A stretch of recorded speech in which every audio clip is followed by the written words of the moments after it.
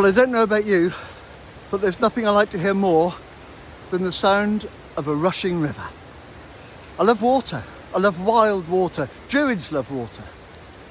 For us, it's the element that's most associated with our emotions. At times fast and furious and gushing and rushing. At times slow, steady, sometimes silent in the pool. But today the river, well, is far from silent, for we've had an awful lot of snow of late, and now the meltwater is surging down. It's surging down. It's sweeping away everything that's stale, sweeping away everything that's stagnant. And that's very much the theme of today's short film. It's about purification. It's about cleansing. It's about washing away all that no longer serves us. It's all about transition. It's about planning for real transformation. So hail and welcome back to Dartmoor, here in the ancient kingdom of Dumnonia, where the Celtic Dumnoni tribe once roamed. I'm River Oak, I'm a druid of these parts, and it's time for us to continue our journey around the Pagan Wheel of the Year. So come on, come with me.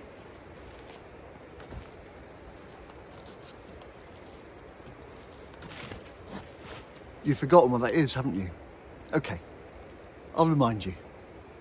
So, just to recap before we start, a lightning tour of the Wheel of the Year. This is a cycle of 8 celebrations, each around 6 weeks apart, and it melds together the 4 major solar events of the year, that's the solstices and the equinoxes, with 4 ancient agricultural celebrations, each of which mark a really key time in the old North European farming calendar. And we kick off in the 12 o'clock position at Yule. Yule is the winter solstice. It's the longest night and the shortest day of the year. By Imbolc, it's still kind of chilly, but we're seeing the first signs of spring, maybe the occasional snowdrop. In the 3 o'clock position, the spring equinox, when night and day are an equipoise.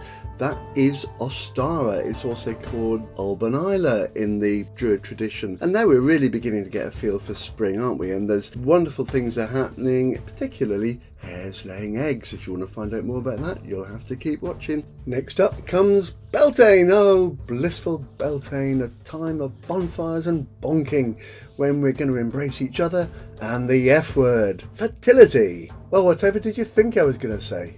And no, you can't just fast forward to Beltane. And after all that excitement, it's going to be time to lounge about and enjoy midsummer, the longest day, the shortest night, with lovely, balmy, sunny days beside the seaside. Ice cream, anyone? But before long, we'll have to get up and do some work, because it will be Lunasa, the first harvest, the harvest of corn, barley and wheat. Next we've reached the autumn equinox, a time again of equipoise between day and night, when we start to enter the dark half of the year. This is Mabon, or if you're a druid, you're going to know it as Alban Elfed. It's the second harvest, the time when we bring in the fruit and the nuts. Next up, it's Samhain, that magical time of the year when the veil between this life and the other world is very thin. So thin that we can communicate with the dead, and in fact they may well just come a-walking around. Spooky!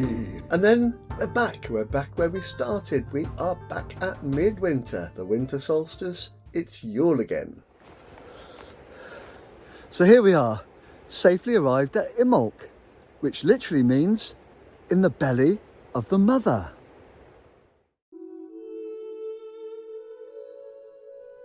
And that's because much of nature is still resting, often deep in the womb of Mama Earth. But silent and unseen, new life is being birthed. Badger cubs have been born, but are yet to venture to the surface of their sets. The soil is softening, roots are a-shooting, and the days are drawing out. Indeed, there are a few early signs that spring might at last be springing. Snowdrops are usually the first flowers to poke their delicate little heads up to see what's occurring, with crocus and catkins not far behind.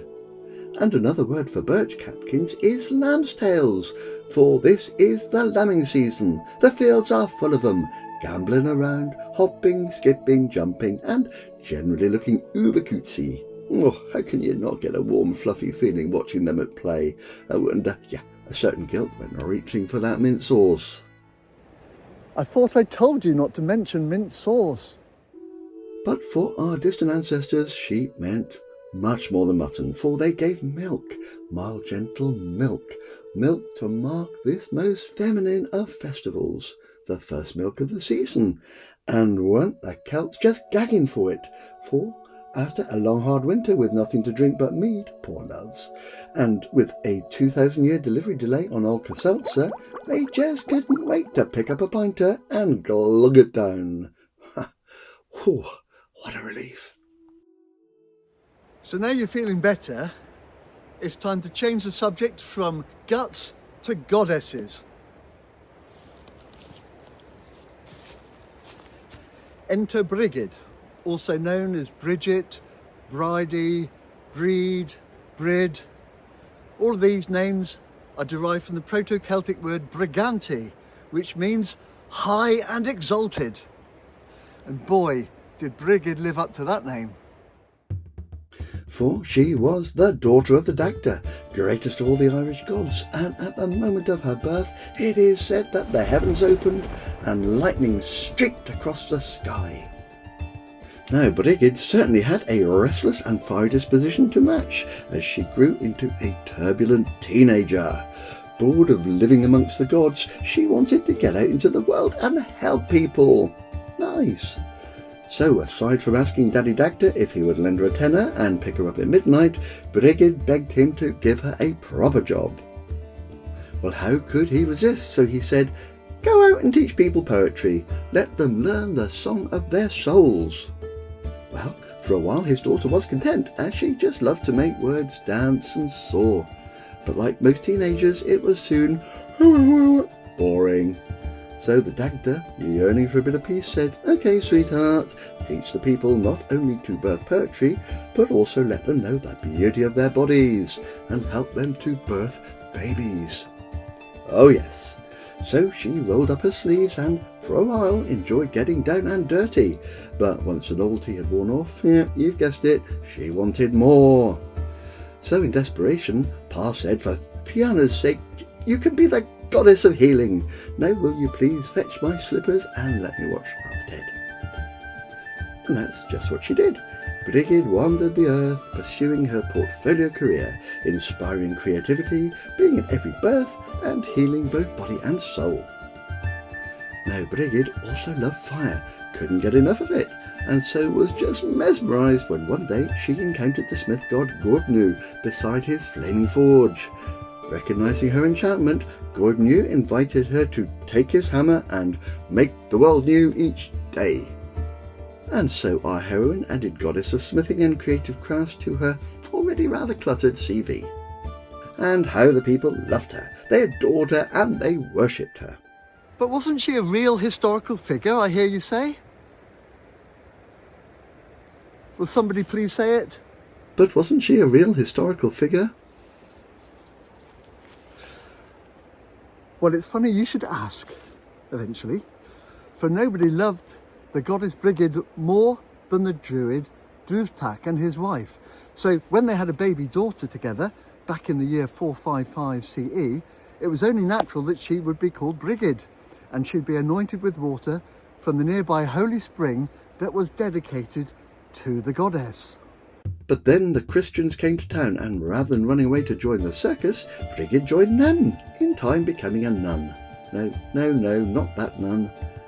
She then climbed every mountain, forded every stream, followed every rainbow, until she found her dream by establishing a monastery in the Irish village of Kildare.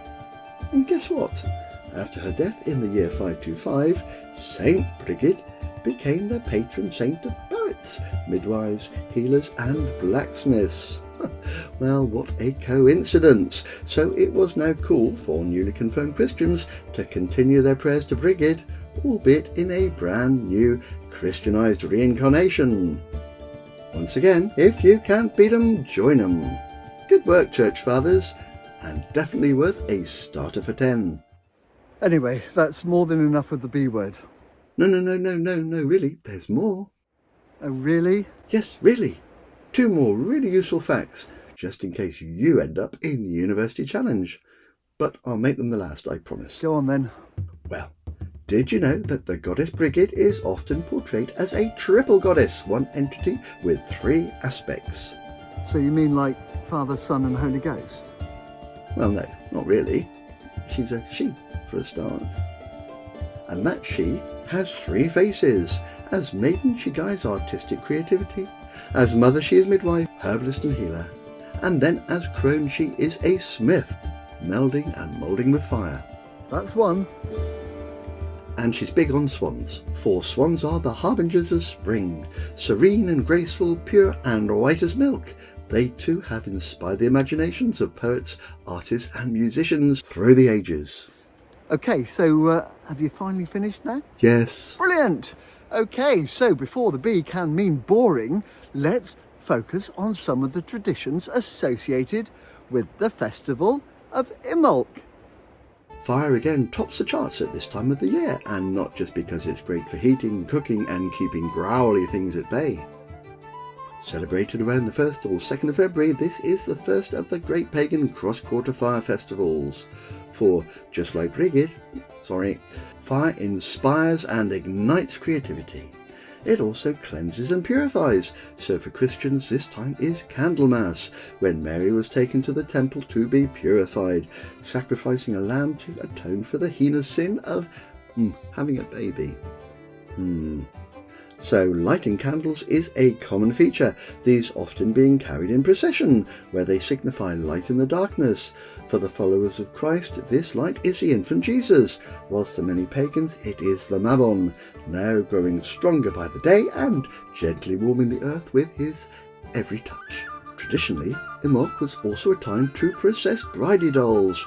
Crafted by girls from the very last sheaf of the last year's corn, these were carried from house to house, where they were said to offer blessings and fertility, in return for a gift of bread, butter or cake. Throughout the day, a child would sing to her bridey doll, recite poetry, but hopefully not play the recorder.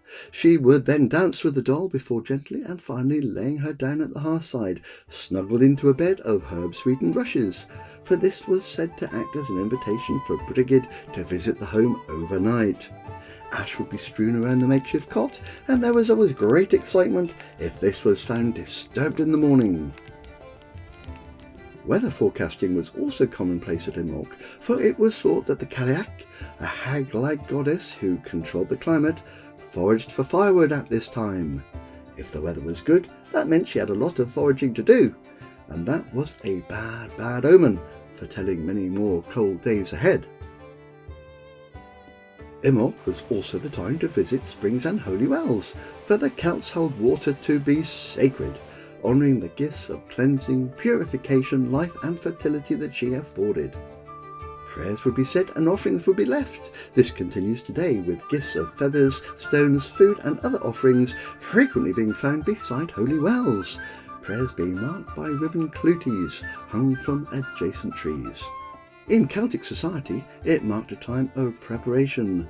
Warriors began to sharpen their weapons in readiness for raids and raiders. Farmers prepared their livestock and scattered offering cakes to the gods in newly ploughed furrows. So what relevance does Imbolc hold for us today? It was a time of pause, but also a time of poise, a time to predict and a time to plan. And so it can be still, because Imbolc is a festival that celebrates new beginnings. It's a time to start creating the life you have always imagined for yourself. It's a time to start setting goals, start setting challenges. It's a time to decide what seeds you want to sow in the months ahead and what, frankly, are weeds and best got rid of. And we are talking about lifestyle. We're talking about careers. We're talking about relationships, hobbies. Anything and everything is on the table. It's ripe for review. It's up for grabs. What seeds of change will we need to sow in order to reap the harvest we desire? And it's never too late to learn. Dare to dream, sense your soul song, listen to your intuition. Yes, this is heavy stuff, but less so than simply gritting your teeth and towing around the crippling weight of broken dreams and unfulfilled ambitions. So maybe this is the season to jot your thoughts and plans in a journal, set them down and firm them up. you can revisit their progress later in the year. I'll be back again at Alban Isla, the spring equinox, when we will at last be entering the light, bright, abundant half of the year. But until then, from a still rather chilly Dumnonia, I'll raise a glass of the white stuff and I'll bid you hail and farewell.